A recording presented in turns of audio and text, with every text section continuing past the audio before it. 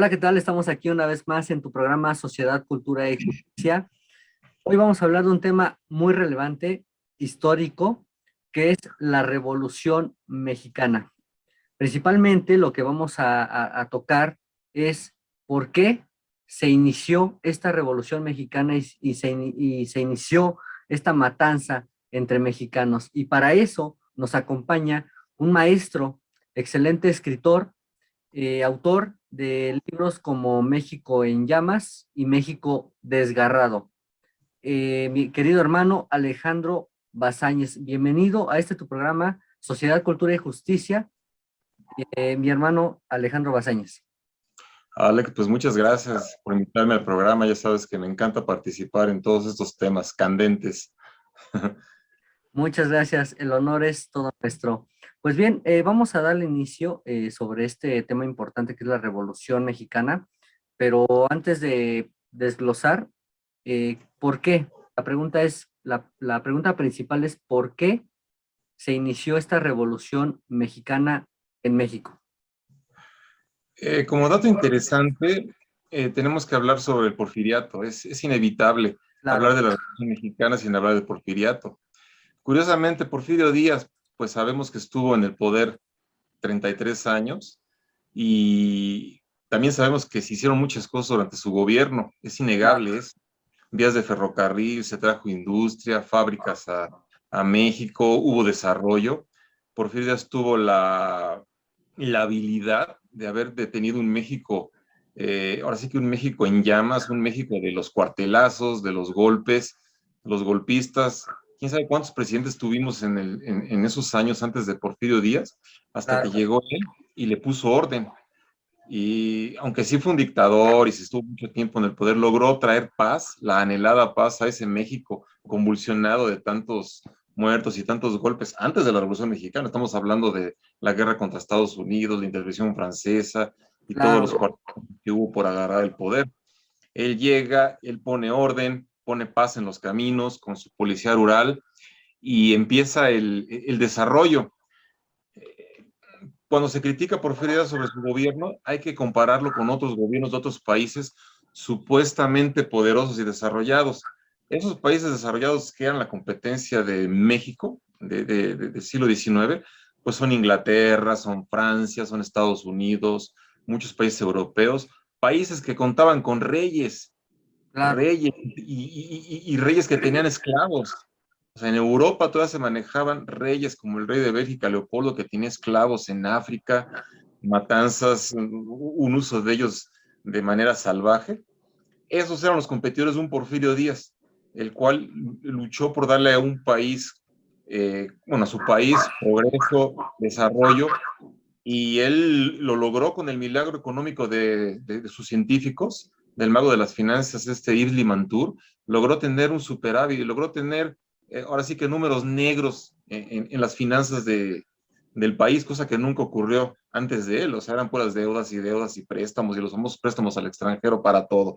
Acababa una guerra, préstenos Perdón dinero que para te todo. interrumpa, que este Sí, Limantur Pepe Limantur era el secretario de Hacienda Pública, ¿no? ajá. Sí, el mago de las Entonces, finanzas, que logró hacer que México ahora sí que ganara dinero, que hubiera dinero en la caja. Siempre estaba la caja vacía. Él lo logró y México era evidente que se puso en los reflectores del mundo.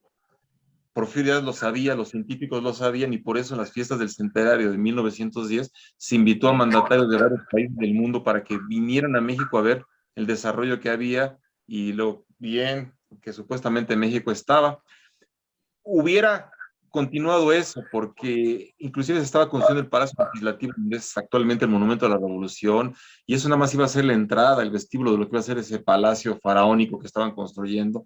Hubiera claro, seguido México así, pero el problema es de que los petroleros gringos e ingleses empezaron a pelear por los recursos de México.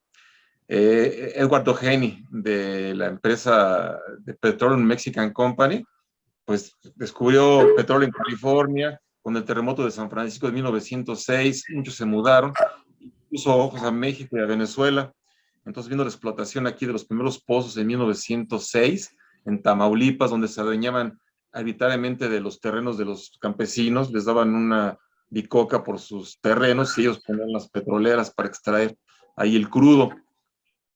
Todo iba bien hasta que Porfirio Díaz empezó hábilmente, porque lo tuvo que hacer, dividir el pastel, no le puede dar todo el pastel Claro. a los gringos, le tuvo que dar también pastel a los ingleses de Pearson. Entonces no les pareció eso, pelear por el petróleo de México, se empezaron a pelear.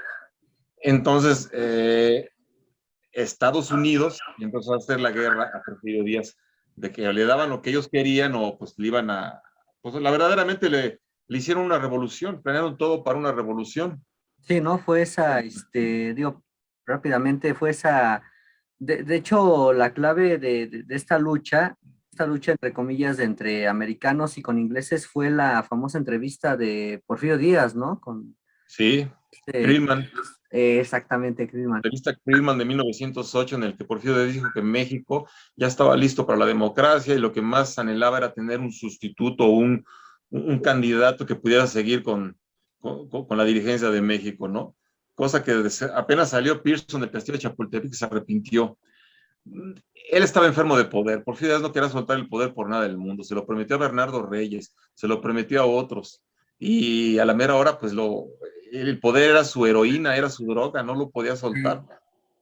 Pero él también era inteligente. Y cuando se vino el famoso levantamiento de 1910 de noviembre con Madero, que todos estaban en Ciudad Juárez y le estaban pidiendo que renunciara, él se ve que la guerra no era contra Madero, ni contra Pascual Orozco, ni contra Pancho Villa, él se ve que la guerra era contra Estados Unidos. Entonces él dijo, ¿para qué voy a exponerme a que me cuelguen de un palo en el Zócalo, con toda la familia, así como ocurrió años después con el zar en Rusia? Claro. Entonces dijo, mejor me voy al exilio con toda la familia, conozco Europa, como bien, duermo bien, y lo que me queden de vida, pues le quedaban 5 años de vida, pues me la paso de lo mejor que puedo, ¿no? Ya no estar peleando por el poder. Entonces fue cuando dijo de que el chaparro, el enano de Parras, Madero había soltado al tigre y no sabía que pues ese tigre se los iba a comer a todos. Fue cuando ya verdaderamente inició el estallido. Eh, Cuando renuncia Porfirio Díaz a la presidencia de México, supuestamente ya hay paz. Se hacen Claro. ahí, firmas un pacto ahí en Ciudad Juárez, se dice que va a venir elecciones en las que, bueno, ahí debió haber sido presidente inmediatamente Francisco Madero, pero era débil, era espiritista, tenía que esperar a que su hermano le hablaban en forma de ectoplasma, no sé cómo, para que le dijera con qué se seguía, y se le ocurrió convocar elecciones en noviembre de 1911 y mientras poner en el poder a ahí se me olvidó ahorita su nombre. Eh, bueno, fue el presidente suplente que estuvo hasta diciembre. Presidente interino, ¿no? El presidente interino, que fue el que le hizo la guerra, así por debajo de la mesa le tiraba sus patadas, le movía el tapete y todo para que se quemara. Lo mandó en una guerra contra Emiliano Zapata, que dice que por la paz, y no hubo ninguna paz. Mandó como hombre de guerra, como general de guerra para esa paz a Victoriano Huerta antes del cuartelazo, antes de que él Ok. quitara el poder, y pues obviamente le puso piedras en el camino para que se quemara. Yo creo que Francisco y Madero es León de la Barra, Francisco León de la Barra el que tomó el poder después Ok. de que salió Porfirio Porfirio Díaz. Díaz. La idea era de que no llegara. La idea era que en 6 meses se demostrara al mundo que Francisco Madero era un inepto, que no tenía habilidad para el poder, entonces que se dejara a León de la Barra y se convocaran nuevas elecciones con Félix Díaz o con otros. Pero alguien hábil lo asesoró, que es el hermano Gustavo. Gustavo estaba atrás de él y movía las finanzas y movía todo y puso gente inteligente para que se pudiera llegar a esas elecciones que ganó de calle. Yo Sí, creo que claro. después de estas últimas elecciones, pues han sido las elecciones, también las de Fox, las más limpias en la historia de México, ¿no? De que arrasó ya la votación por un candidato. Toma el poder Francisco y Madero y empieza su gobierno de ilusión, un gobierno en el que hay nepotismo porque mete a mucha gente de su familia en puestos importantes, de sus hermanos. Él trata de ser un hombre duro, no lo es. No, no Entonces lo es. viene la guerra, de nuevo la guerra del petróleo, se le ocurre ponerle un impuesto altísimo a cada barril de petróleo que extraía Eduardo Geni, la Mexican Petroleum Company. Entonces cuando le hacen la guerra empiezan a meter armas, empiezan a venderles armas a los guerrilleros, Entonces se viene el levantamiento, que es la famosa decena trágica, el pacto de la embajada entre Wilson, entre Félix Díaz, la decena trágica, que termina con el asesinato cruel de Madero y Madero y Pino Suárez, ¿no? Y Claro. entonces toma el poder el usurpador con el presidente récord, Pedro Lascurain, que duró como 15 minutos, media hora como presidente, nada más fue así para que dijeran no fue cuartelazo, después hubo otro presidente y Sí, ya sí, toma sí. el poder el usurpador, la hiena, Victoriano Huerta, y es donde verdaderamente comienza la Revolución Mexicana, que lo explico en el libro 2 de mi trilogía de la Revolución. El primero es México en llamas, aquí comenzará México desgarrado, que es México cuando comienza desgarrado. la verdadera Revolución Mexicana, que es cuando Venustiano Carranza le declara la guerra al usurpador Victoriano Huerta, se hacen los ejércitos para sacar al asesino del presidente, y empieza la guerra hasta que lo logran sacar del poder un año después, huye por los Estados Unidos y ya deja a México con dos fuerzas beligerantes que se enfrentan, que es Carranza, Carranza enfrentándose con Villa, y Carranza primero con Álvaro Obregón, y después pues Álvaro Obregón solo contra Villa, y después pues ya viene todo el poder de los sonorenses, ¿no? Que agarran el poder desde 1920 hasta el 34, con Fito de la Huerta de 1920, luego viene del 20 al 24 Plutarco Elías Calles, del 20 al 24 Álvaro Obregón, del Álvaro 24 al Obregón. 28 Plutarco Elías Calles, luego viene la reelección de Álvaro Obregón, que cambia la constitución y todo, y gana las elecciones para irse pasando el poder entre él y Calles, gobierno tras gobierno, pero pues no lo logra porque los cristianos, los católicos, los religiosos se encargan de que no llegue. Una bala milagrosa de León Toral acaba con él en la bombilla y Sí, se claro. acabó la reelección. Pues sí, digo, ahí nos adelantamos un poquito, pero ahí mencionan que fue, bueno, infortunadamente, como hasta la fecha, todavía 2021, se dice que esta muerte de Álvaro Obregón, pues tuvo que ver Plutarco Elías Calles, ¿no? Ahí algo tuvo que ver, ¿no? Ya, Plutarco Elías Calles fue el verdadero jefe de toda la Revolución Mexicana. Es increíble que como maestro de primaria, maestro de escuela, haya terminado como el jefe máximo de la revolución. Él dejó que se fueran matando por delante sus enemigos. sí, claro. Dejó que Obregón matara a los enemigos, que eran sus enemigos, y al final él se encargó de sacar a Obregón y quedó como jefe máximo, con la famosa muerte de Obregón, de que quién mató a Calles, cállese, quién lo mató. Exactamente, ¿no? Es por eso que ¿Quién no mató a pasa Obregón? desapercibido la Cállese, famosa cállese. época del Maximato, ¿no? El famoso Maximato, que fue con tres presidentes de Sonora, Emilio Portes Gil, luego siguió Pascual Ortiz Rubio, y al final Claro. el que le encantaba golpear chinos, que era boxeador, Abelardo Rodríguez, que Ujú. también era medio mafioso, le gustaba el juego, ese debe haber sido gángster así de Chicago o de Nueva York, pero pues terminó como presidente de México, Sí, sí, sí, claro. No, Rodríguez, y luego sí, le sí. salió Lázaro Cárdenas, que iba a ser el cuarto Pelele, pero resultó respondón, resultó con criterio propio, rebelde, y pues lo pone en el exilio meses después. Primero quita al hijo de Plutarco Elías Calles de gobernador del norte, y ya después echa fuera a Plutarco Elías Calles. Pues sí, sí, ahora sí que es importante, digo, es muy amplio. No, La- yo me regreso y me adelanto, no hay problema, aquí al año que quieras nos vamos. no, no, no, o sea, nos podemos adelantar, tocayo, hasta no sé, hasta el sexenio de Peña Nieto, por ejemplo, cuando él generó su propia revolución mexicana con los cárteles de la droga contra que armó civiles, ¿no? ¿Cómo le llaman? La contradefensa, o no me acuerdo cómo se llaman estos. Los contradefensas que se armaban ahí en Michoacán contra los Zetas. Exactamente, principalmente en Michoacán, ¿no? O sea, nos podemos seguir hasta la actualidad, que en el sexenio de Peña Nieto, por ejemplo, estuvo esa revolución, o sin entre comillas, ¿no? Estuvo esa revolución de los cárteles y en el mismo sexenio, armaron a los civiles, les proporcionaron armas para que se iniciara esa guerra contra el narcotráfico.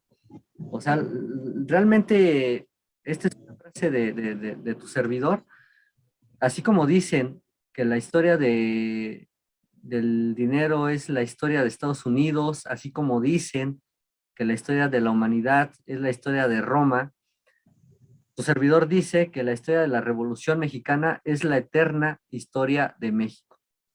Sí. Tú no me dejarás mentir. No, no, muy cierto, muy cierto.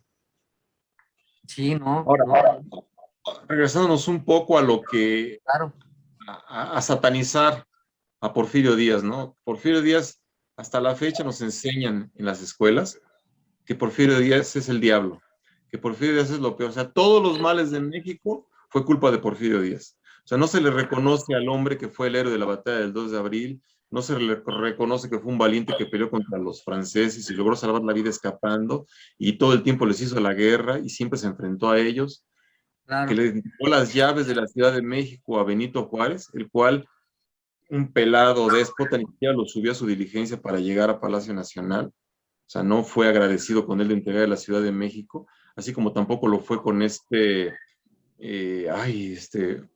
González Ortega, que también con la guerra de reforma le entregó las llaves de la ciudad, pero no se le reconoce por fin a todo eso. O sea, son todos los males del fin de siglo y principios. claro. La pobreza, los campesinos, pero como dije al principio, Alex, compáralo, hay que compararlo con los países de esa época.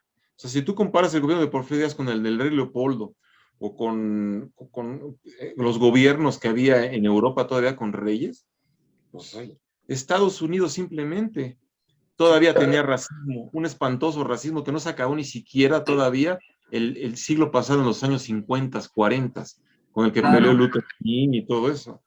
Así que digas que qué país ejemplar era los Estados Unidos en 1900. Vamos a las fiestas del centenario, 1910.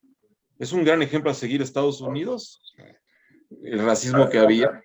Todavía la guerra de Lincoln, de los esclavos y todo fue como por 1865. Son 35 años, más 10 son 45 años. ¿A poco en 45 años Estados Unidos ya no existía racismo? Y ya están como ahorita, ni siquiera ahorita todavía Hasta la se fecha, puede decir exactamente. que, o sea, todavía se siente las secuelas de lo que son los negros, su atraso, o sea, la verdad, destacaron mucho en los deportes y en muchas cosas, pero en otras cosas siguen estancados y atrasados, precisamente por esa guerra de los Estados Unidos, por el racismo, por el sistema económico que tenían. Sí, Yo creo que el claro. problema que tuvo Porfirio Díaz debe haber hecho cambios. No estoy defendiendo que haya sido el gran presidente, pero tampoco estoy diciendo que fue el peor. O sea, yo creo que hay que ser un poco sensatos y darle el lugar que merece en la historia de México, reconocer que fue el héroe que dije hace rato, que logró traer desarrollo y progreso a México. En algunas otras áreas le falló, como lo que es Valle Nacional y todos esos campos chicleros en Tuxtepec y con los mayas, pero eso era lo que se veía en África, se veía en Oceanía, se veía en otros países, era por eso vino la Primera Guerra Mundial que fue del 14 al 18, fue por el Claro. colonialismo, todavía que eran más colonias las potencias europeas. O sea, y dicen que Porfirio Díaz era de lo peor. ¿Qué le pasó a Rusia en el 17 con su revolución? Su revolución, Mataron claro. a toda la familia así como si estuvieran matando en un rastro unos animales. Esos eran los países que competían con Porfirio Díaz y sin embargo no le reconocen nada a Porfirio Díaz. Todos los males de México es culpa de Porfirio Díaz. Sus restos están en Montparnasse, en Francia, no los pueden traer porque si los traen, yo creo que hay en México un terremoto de 10 grados o yo creo que un tsunami arrasa con Acapulco y con Yucatán o no sé, o sea, no se Sí, le sí, puede sí, reconocer. claro. Y luego como andamos ahorita con eso de que tiramos estatuas de Hernán Cortés, de Cristóbal Colón, o sea, no sé cómo lo vayan a ver. O sea, la historia se tiene que aceptar como lo que ocurrió. O sea, no porque tires estatuas, tires bustos, cuadros, vas a cambiar la historia. La historia fue lo que fue. Punto. Tiene que ser así, así es la historia. Es como cuando tiraron la placa de este Gustavo Díaz Ordaz de que inauguró el metro. Y esa placa la arrancaron y la tiraron. O sea, ya con eso ya se olvida lo de Tlatelolco, se olvida todo lo que hizo Gustavo Díaz Ordaz. Hay que No, ser un claro poco que no. inteligentes y sensatos y darle su lugar a cada quien en la historia. Aclaro, era un ser humano, tuvo muchas fallas, pero también tuvo virtudes y tuvo cosas buenas, no lo podemos negar. O sea, México hubo un momento, tan es así que ¿por qué engañó a todo el mundo? ¿Por qué vinieron de otros países a las fiestas del centenario? Y en los periódicos de Europa, de Estados Unidos, se decía que México era una potencia, que pronto iba a estar como codo con Estados Unidos, con Inglaterra. Incluso el peso llegó a tener más valor que el dólar, ¿no, tocayo? Sí, sí, era una moneda ahora sí que de peso. Pero ¿qué le pasa a un país, Alex, que está empezando a desarrollarse, que está comenzando a crecer, como iba ese México de Porfirio Díaz, y de repente haces una revolución? Una revolución le da en la torre a cualquier país.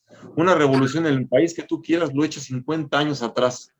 O sea, todos los demás se le adelantan y se queda estancado. No hay país que después de una revolución Sí, claro. inmediatamente alcance a todos los demás.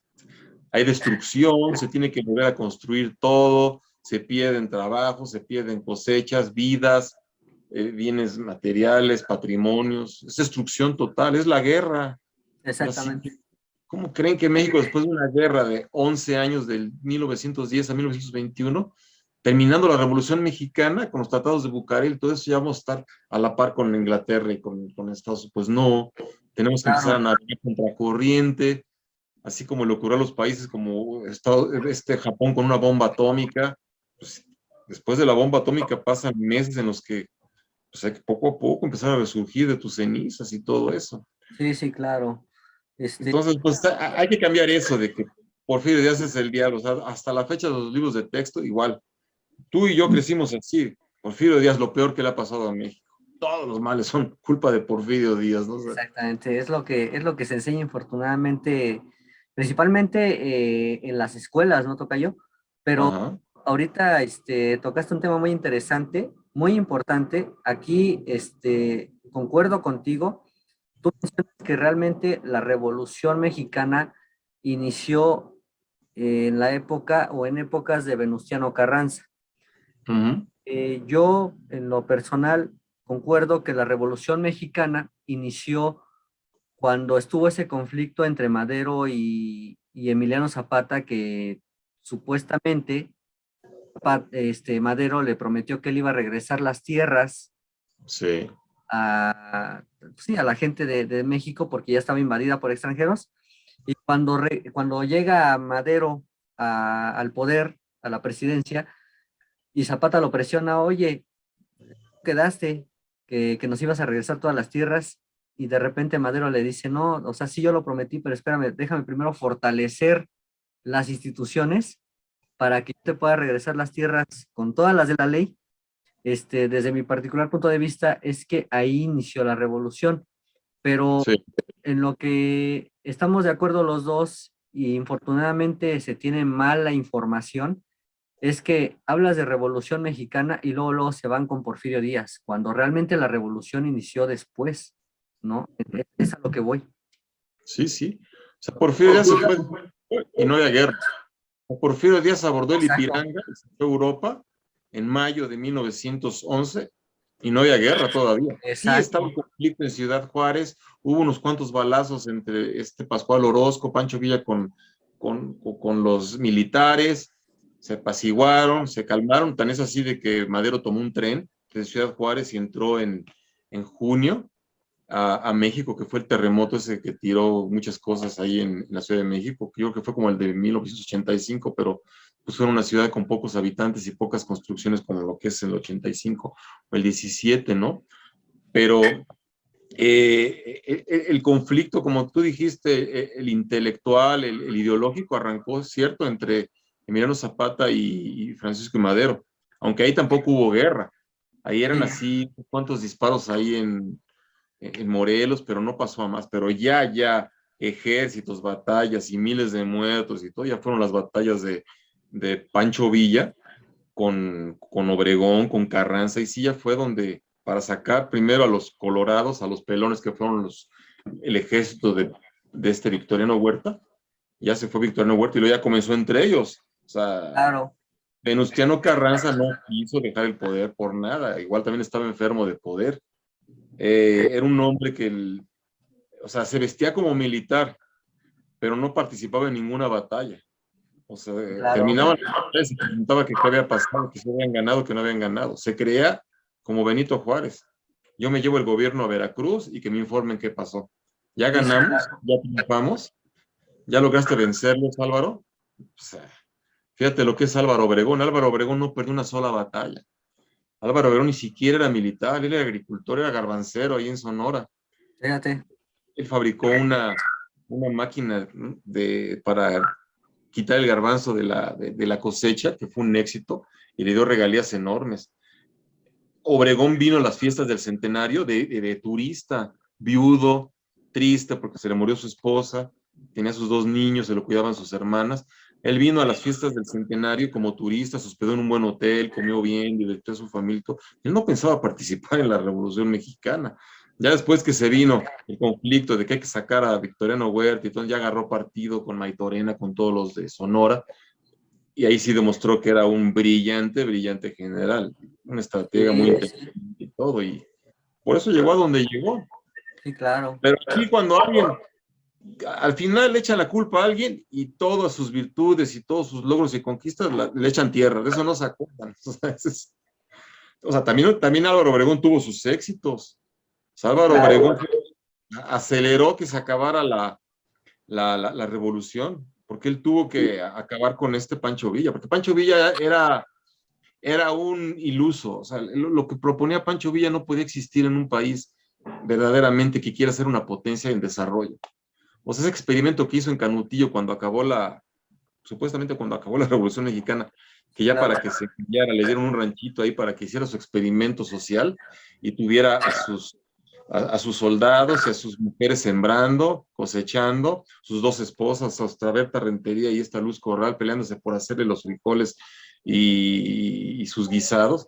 O sea, ese es un experimento social que él hizo que pues nunca hubiera triunfado en un México en el que de veras él ya hubiera sido un presidente. Él no quiso ser presidente, se ve de sus limitaciones, ¿no?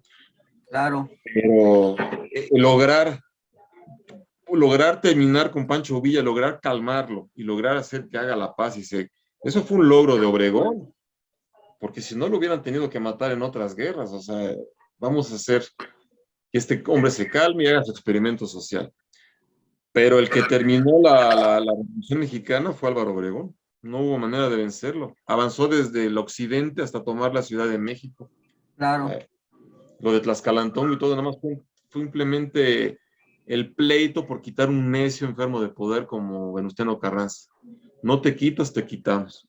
Y fue su muerte en Tlaxcalantongo, ¿no? Ya se me cayó el celular, total. No te preocupes, tocayo. No pasa nada. Afortunadamente es Es que ya me exalté, ya me exalté. así es lo que estoy viendo, ya lamentaste por allá. Ya me exalté. Afortunadamente es pregrabado y los cortes, no te preocupes. No, yo lo que hago, Alex, es que yo estudio a los héroes de la Revolución Mexicana, los héroes de la historia de México.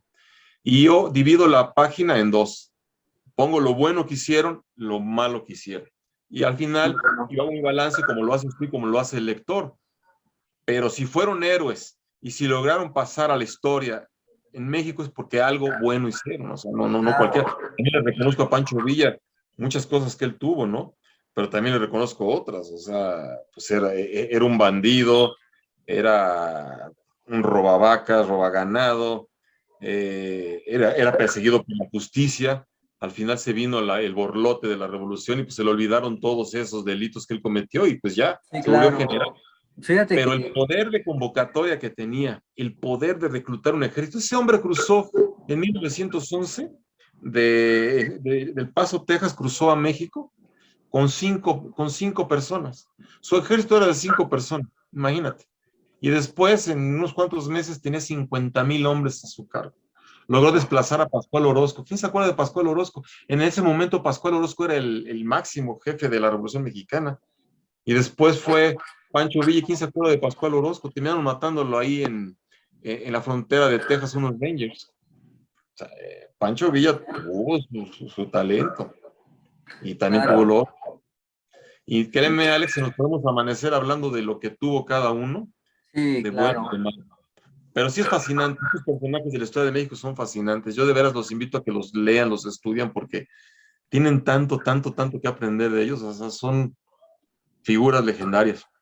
Pues fíjate que ahorita que tocas el tema de Pancho Villa, tocayo, pues yo creo que sí, sí es importante, bueno, por lo que acabas de mencionar, hablar un poco más sobre lo que él fue, ¿no? Lo que él realizó, porque muchos, y yo me incluyo, lo tienen como en un concepto de que era un cuatrero, ¿no? De que realmente su triunfo fue invadir Columbus, ¿no? Un pueblito ahí de Estados Unidos, pero yo ahorita lo que estoy escuchando de ti, pues realmente lo que estoy viendo es que era un estratega, o sea, no hay que subestimarlo o menospreciarlo, ¿no? Entonces, en algún momento me gustaría que igual y pudiéramos hablar exclusivamente de lo que logró Pancho Villa, ¿no? En algún Sí, momento. sí, era muy interesante. Sí, Sí, fue un estratega militar de muchas cualidades y muchos triunfos, pero tocó otro mejor, otro que estudiaba más, que estudiaba las batallas de la Primera Felipe Guerra Ángeles. Mundial. Felipe Ángeles, el problema que tuvo es no tener carácter. Ahora sí que a Felipe Ángeles le faltó coraje, le faltó enojo, le faltó valentía, le faltó hambre de llegar a ser. O sea, lo demostró primero cuando estuvo prisionero ahí en Palacio Nacional con este Francisco Madero. Él no tuvo el coraje de rebelarse. Fíjate, Madero manejó coche de México a Cuernavaca. En esa época tan peligrosa de revolucionarios, manejó de México a Cuernavaca y regresó con Felipe Ángeles. Lo trajo para que él dirigiera toda la artillería contra la Ciudadela y contra Félix Díaz. ¿Y sabes qué pasó cuando llegó aquí? Este Victoriano Huerta dijo, al carajo, te me vas tú al final de la ciudad y tírale tu artillería a la nada. Y ahí no tuvo el coraje ni. A los dos le faltó a Madero rectificarlo. No. Aquí el jefe es Felipe Ángeles, no tú, Victoriano. Sí, No claro. tuvo, y el otro tampoco tuvo el carácter porque tuvo la fuerza como para rebelarse en ese momento y ser un héroe y pues empezar a tirarle a la... Él sabía que lo de Victoriano Huerta era puro cuento, de que tiraban y ni se daban y nada más estaban haciendo tiempo para lo del pacto de la embajada con Wilson. Luego Exactamente. se volvió, se volvió el estratega, el militar estrella de Pancho Villa. Él era el que dirigía las batallas y todo, pero la idea era que él tuviera el coraje de llegar a ser como Obregón, buscar la presidencia, buscar ser lo máximo, y siempre estuvo en la sombra. Luego, Perdón, me perdí un poquito, ¿Felipe Ángeles o Pancho Villa? no, Felipe Ángeles. Ah, ok, Felipe Ángeles entonces, se ok. perdió ahí, no tuvo el coraje, porque lo decía Pancho Villa, es que tú tienes los estudios, tú tienes el carácter y tienes el trato social para llegar a ser presidente de este país. Yo soy un ignorante, yo no estudié. Yo sé de campo, yo sé dónde encontrar agua, yo sé dónde los animales pastan, yo sé del campo, pero tú sabes, tú eres un estratega que estudió en Europa, tú Claro, sabes de artillería, tú sabes de armas, de explosivos como este Manuel Mondragón, y aparte tienes estudios, hablas varios idiomas, tú puedes ser presidente de México. Y no, se conformó a siempre estar abajo de Pancho Villa. Y luego, un momento medular en la historia de la revolución fue cuando ganaron la batalla de Zacatecas. mm, Ganó la batalla de Zacatecas Pancho Villa. Y en ese momento debió haber tomado la Ciudad de México y correteado a este Álvaro Obregón y Carranza hasta Veracruz. Y se lo propuso este Villa, dijo que hay que perseguirlos, hay que acabar con ellos hasta donde lleguemos. Y Felipe Ángeles, no, hay que planear bien estrategia, no, es muy precipitado, espérate. Pues ya después no hicieron eso, se la pasaron entrando a la ciudad del ejército de los carrancistas, y luego entraban los zapatistas, y luego entraban los villistas, o sea, era una claro. pasada en la Ciudad de México para comer bizcochos en el Sambro de los Azulejos, y que Pancho Villa se robara a una mesera francesa de un hotel y se la Fíjate. secuestrara. Y ocurren anécdotas como este Rodolfo Fierro, el carnicero, de que pues querer raptar mujeres, violarlas, o sea, esa era la Ciudad de México, un pueblo sin ley. Pero aparte de eso, cuando lo fusilan a este Felipe Ángel, le hacen un juicio en un teatro ahí en Chihuahua, un juicio morboso, así de que tú eres malo, tú eres lo peor y te vamos a fusilar. O sea, él regresó después de toda la revolución que hubo, que Villa se fue al norte, cayó en la desgracia, se quedó sin hombre, se quedó sin ejército, después lo perdonaron. Sí, claro. Eh, Él regresó y era como cristiano fanático.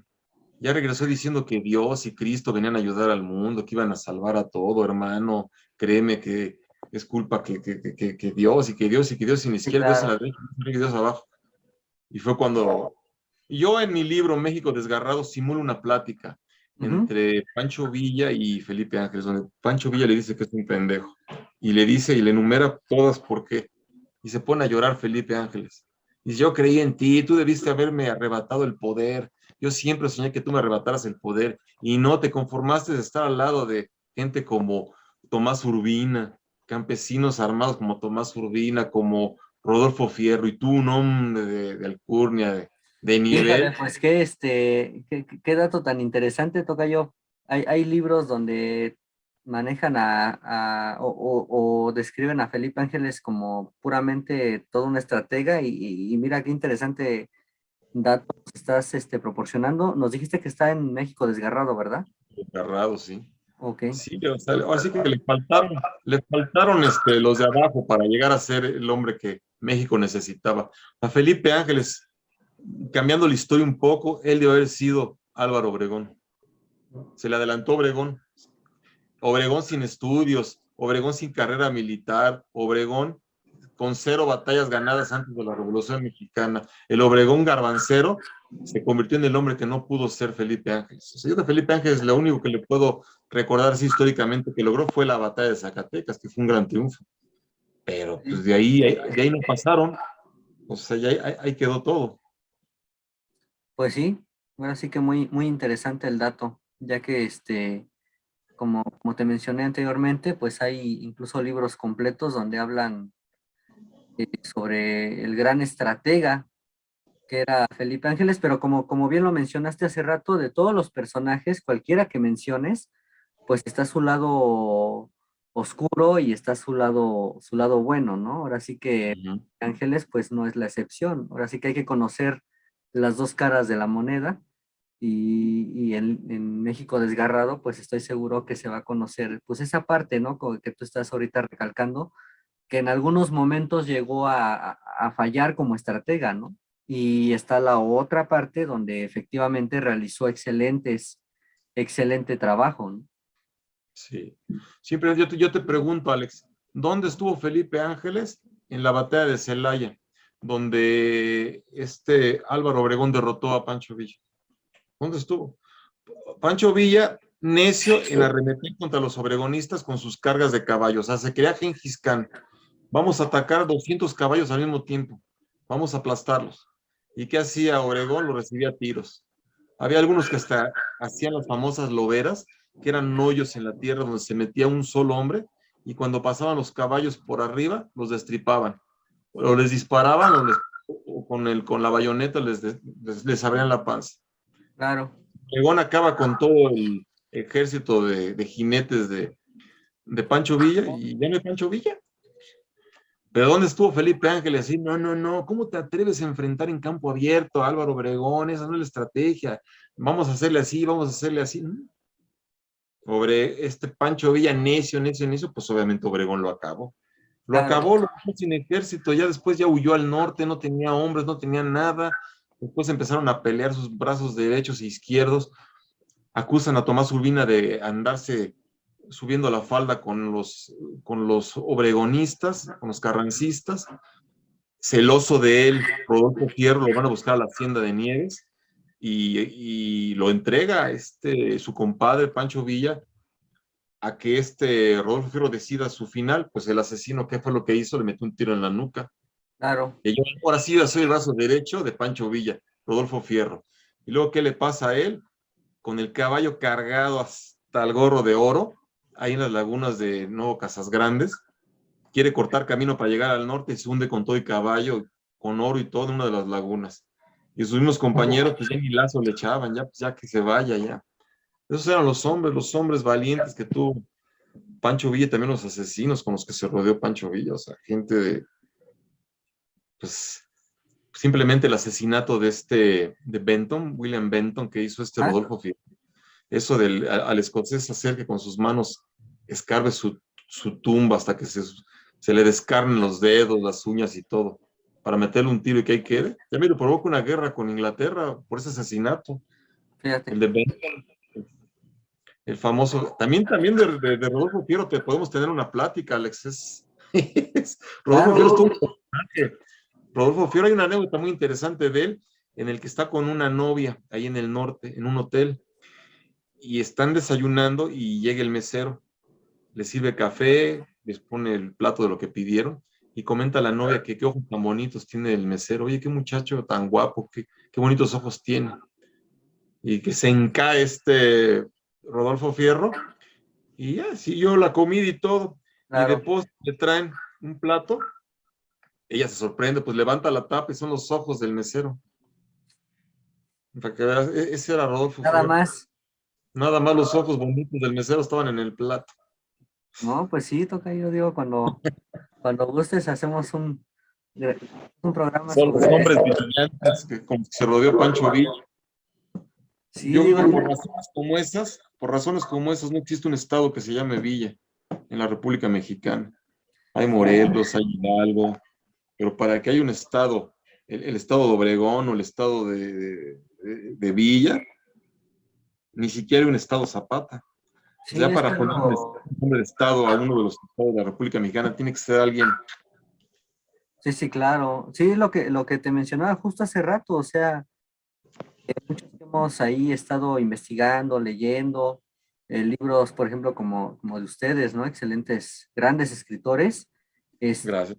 Muchas gracias. Pues muchas veces, perdón, pasa que cuando llegan a hablar sobre la revolución, por ejemplo, pues nada más cuando tocan temas sobre Villa, sobre Emiliano Zapata, pues realmente como que es una embarrada, ¿no? Pero vamos, ahorita tú nos estás explicando a grandes rasgos, porque digo, afortunadamente ahorita el programa no es exclusivo de Francisco Villa. Sí, sí, sí, a grandes rasgos, pues rápidamente qué fue su aportación en lo que es la Revolución Mexicana, ¿no? Pero Ujú. sabemos que se pueden hacer libros completos sobre estos personajes y afortunadamente casi no los toman en cuenta cuando se habla de la Revolución Mexicana. Casi siempre se enfocan en los presidentes, ¿no? Por ejemplo, Porfirio Díaz, bueno, que realmente la revolución inició después, Francisco Madero, Victoriano Huerta, Carranza, pues no, Álvaro Obregón. Álvaro Obregón, Adolfo de la Huerta, ¿no? Que estuvo un tiempo muy pequeño, pero lo llegan a incluir hasta Adolfo de la Huerta, ¿no? Fito de la Huerta lo hacen presidente y luego se quiere volver candidato a la presidencia y Álvaro Obregón lo manda a cantar a Los Ángeles, porque era muy bueno para cantar, daba clases Ah, de mira, canto y lo manda fíjate. de maestro de canto a Estados Unidos, pero se lo hace entender tal cual, ¿eh? O prefieres cantar en Estados Unidos o prefieres, pues, bajo tierra. Ese era Álvaro Obregón. Sí, sí, claro. O su compadre, Francisco Serrano de Álvaro Obregón, su dedo chiquito que le decía, era su compadre, era Lamberto Obregón, estaba casado con un hermano de Álvaro Obregón, Lamberto Obregón, estaba casado con un hermano de Álvaro, esa era la relación familiar que tenían, pero Álvaro le permitió todo lo que quería hacer Francisco Serrano, hasta que se le ocurrió querer ser presidente. Sí, ya. Hasta que él dijo, ¿y por qué toda la vida te la vas a pasar recibiendo órdenes del manco? Tú puedes ser el presidente, eres más inteligente que él, más guapo que él, tienes más carisma que él, todo el mundo te adora en los bares, en los restaurantes que vamos, porque era un borrachín también muy en potencia. Sí, claro. Ocurrió aspirar por el poder y pues mira cómo terminó la matanza de Huitzilac. O sea, es, es fascinante la historia de México, la historia de la Revolución Sí, Mexicana sangrienta, es fascinante, pero qué historia donde ha habido revoluciones y guerras no lo es. O sea, el poder no se entrega, se arrebata con plomo, con sables, con bombas, con lo que es la guerra. O sea, no hay manera de que alguien dé el poder o lo entregue más que así. Sí, fíjate que me dio a la tarea en una ocasión que comentaste en programas anteriores, de que pues no hay otra opción más que la guerra y la matanza, ¿no? Entonces, pues me di a la tarea y efectivamente hay parte de la historia donde se dice que, por ejemplo, Gandhi logró independizarse supuestamente sin ningún tipo de guerra, pero incluso ahí hubo muchos muertos, ¿no? Entonces, me di a la tarea, porque en algún momento lo comentaste en un programa anterior, que no hay de otra opción. Y Ujú. efectivamente, a pesar de que esta parte de la historia con Gandhi te dice, no, es que se independizaron y no fue por medio de la paz, realmente no lo fue así. También hubo muchos muertos. No, pues es como si me dices que con Luther King ya se acabó el racismo. Ahora sí ya todo el mundo quería a los de color, ahora sí ya era una hermandad, ya no, pues todo siguió y hasta la fecha sigue. O sea, tú dices, Estados Unidos es un país muy racista. En Sí, Estados Unidos claro. tú hueles, tú sientes el racismo a donde vayas, a restaurantes, eventos, tú lo ves, se siente, pero ahí está peor que aquí, porque mira, aquí en México, si tú vives en una colonia en cualquier estado de la República Mexicana, lo más normal es que tus vecinos de enfrente y de atrás te vas a encontrar puros católicos y uno que otro cristiano, Ujú. y pues en cada 10 cuadras, 20 cuadras, alguien raro, budista o la religión que tú quieras, Zoroastro, Krishna, no sé, la que tú Sí, sí, quieras, claro. pero casi la mayoría son católicos y pues casi son las mismas creencias, la misma ideología, las mismas costumbres. Pero tú vete a Estados Unidos en una colonia, el de enfrente es pakistaní, el otro es del Congo, hay un ruso, hay un sudamericano, o sea, Sí, diferentes religiones, ¿no? Diferentes chinos, creencias. negros, hay de todo y cada quien con sus creencias, o sea, pues obviamente tantas religiones, tantas creencias, tantas ideologías, pues es una bomba de tiempo. Por eso es un país de, cuando estalla la violencia es terrible, por eso ves cosas que te espantas, ¿no? Como alguien que se trepa una azotea y con una ametralladora dispara a todo mundo y Sí, claro. los sociales que son muchos de ellos causados por el racismo. Sí, Por sí, más sí, que traten de claro. hacer inclusión y traten de que el hombre araña ya sea negro o, o sea, no es tan fácil. Sí están haciendo sus esfuerzos, pero toma años lograr esa aceptación, esa hermandad, ese vivir bien entre razas diferentes, religiones diferentes. No, no es fácil. Pues sí, bueno, sí que sí tienes ahí mucha razón, ¿no? La verdad es que sí tienes bastante razón. Y por ejemplo, Barack Obama, ¿no? Ujú. También, por ejemplo, que fue un presidente de Estados Unidos y pues era de color. Entonces, también hay mucho pleito hasta la actualidad de que es que de repente se escuchó mucho de que iba a llegar un papa negro, ¿no? Y entonces ahí empezó todo este relajo de, no, pues ¿cómo va a llegar un papa negro, ¿no? O sea, sí, Ujú. toda la razón, todavía hasta la fecha hay mucho racismo.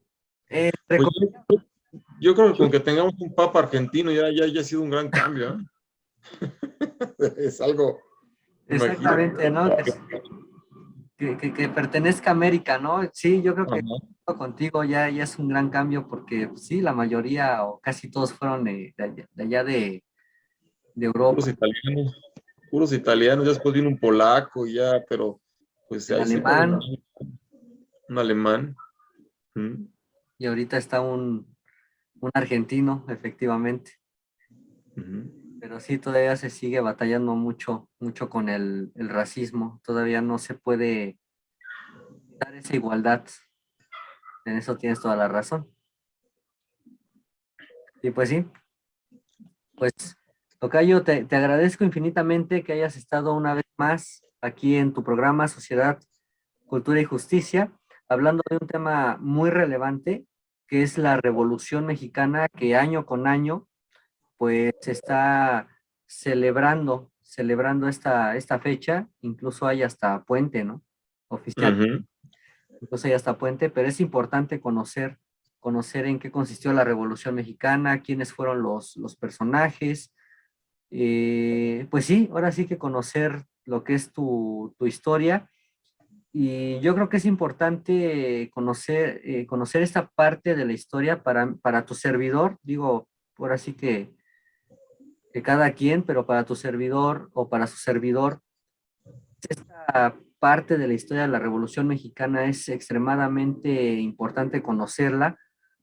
Y como lo mencioné al principio del programa, infortunadamente, así como mencionan que la historia del dinero es la historia de Estados Unidos, la historia de la humanidad es la historia de Roma, la historia de la Revolución Mexicana es la eterna historia de México. Y hasta la fecha, digo, ahorita nos podemos seguir con muchos ejemplos y muchas situaciones en la actualidad de cómo todavía sigue esa revolución mexicana, tan solo con, mira, para no dar más vueltas al asunto, tan solo con la llegada de Morena al poder. Con eso te digo todo. Ujú. Entonces, pues es muy importante conocer esta parte de la historia sin menospreciar lo que es la independencia, la conquista, Segundo Imperio, el Primer Imperio, etcétera. No podemos, no terminaríamos, pero yo creo que esto es muy importante. Conocer esta parte de la historia es muy importante. ¿Alguna? Fabuloso, Alex. Pues ya la siguiente vez platicamos del México Cristero, que Ah, sería el claro. tercer libro de la trilogía México Cristero, y hablaríamos lo que pues ya otros temas interesantes, ¿no? El México religioso, el México, pues, el México Cristero, que es otro tema de profundidad. Sí, claro, claro, es muy, muy importante hablar sobre este tipo de temas. Ahorita, claro, pues hablamos sobre la Revolución Mexicana, estuvo invitado de lujo mi querido hermano Alejandro Bazáñez, y sobre Revolución Mexicana es muy importante que consulten los libros de México en Llamas, México Desgarrado, y posteriormente, claro que sí, con todo gusto, mi querido hermano, vamos a hablar sobre México. La cristiada. Exactamente, que también es parte de la revolución, pero bueno, ahorita nada más tocamos lo que es México en llamas y México desgarrado. Claro que sí. Y es un tema importante porque la cristiada es a lo que no te enseñan en las escuelas. En Fíjate, las escuelas no te dicen lo que fue el México cristero, no te hablan de los cristeros ni de la cristiada. Es no, un tema muy, muy, muy callado, muy escondido, no lo quieren mencionar no les porque es un conviene. polvorín, es pólvora y hay chispas. Está chisporroteando por ahí, no quieren despertar el México fanático, el México cristero, el México que está ahí adormilado de nuevo. Entonces, Exactamente, exactamente, Alex, exactamente. pues encantado de que me hayas invitado al programa, ya sabes, cualquier otro tema, pues aquí estamos para seguir discutiendo largamente. No, no, no, pues el honor es todo nuestro que hayas estado y que hayas aceptado la invitación a tu programa Sociedad, Cultura y Justicia. Es muy importante fomentar la cultura y conocer la realidad para que pues podamos cambiar tanto el presente y tengamos un mejor futuro. Ya no cambiar el futuro, sino cambiar el presente para tener un mejor futuro, porque siempre se habla para cambiar el futuro, pero pues entonces ahorita ¿qué? ¿No? ¿Qué podemos hacer entonces ahorita? ¿Para qué esperas el futuro? Pues no. Es ahorita. Exactamente. Y Ujú. tengo claro, mi querido hermano, que vamos a tener este otro gran programa sobre México Cristero. Te agradezco infinitamente que hayas estado aquí una vez más en tu programa Social, Cultura y Justicia. Como siempre, es un honor enorme que hayas estado aquí nuevamente. Gracias y pues buen fin de semana a todos. Estamos aquí. Excelente. Hasta- Pues yo les agradezco que hayan estado aquí una vez más en su programa Sociedad, Cultura y Justicia.